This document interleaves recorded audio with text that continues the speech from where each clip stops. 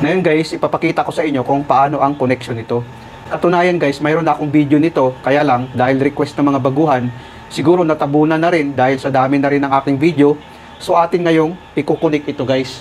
Pag ganun ang forma niya guys, dapat naka-open ang contact. Try natin na ating ayan, kumbaga wala siyang continuity guys, no? Kung makikita natin, wala siyang continuity.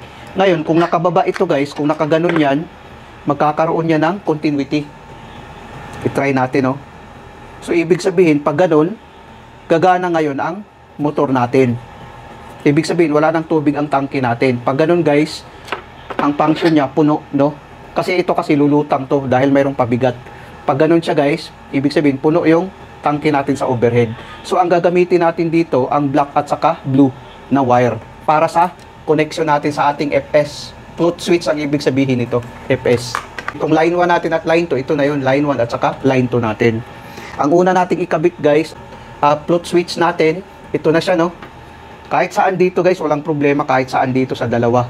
Ito na lang ikabit natin itong blue dito sa circuit breaker natin sa line 1. Dapat guys naka-off yung circuit breaker natin. Ang kasunod naman guys, ito namang sa line 2 natin, no? Itong line 2 natin sa ating float switch, papunta ngayon sa A1 natin.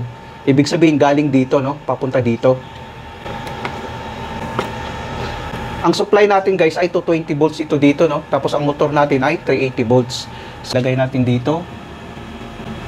Tapos dito naman is 380 volts. 96 pala dito, 95.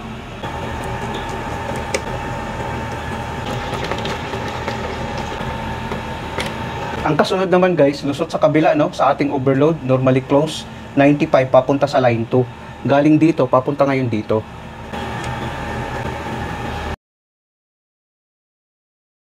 Ngayon tapos na tayo dito sa control, no. Dito naman tayo sa power circuit.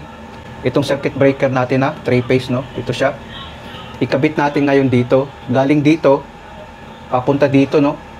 Galing dito, papunta dito. Dito naman, dito, at saka dito, at saka dito, no.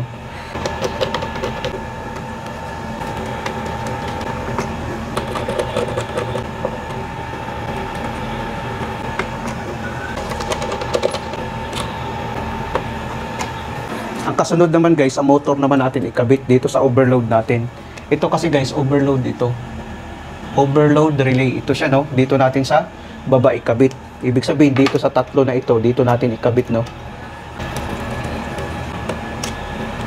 Tapos yellow.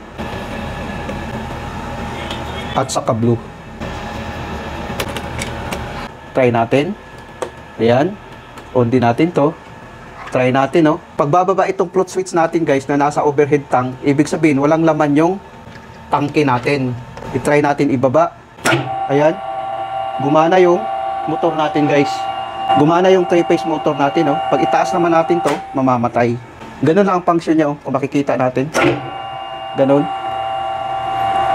Tapos ngayon, pag mapupuno ang tangke, mamamatay ang motor natin. Ganun lang. Ganun lang sa kadalit, ganun kasimple, oh. Makikita natin.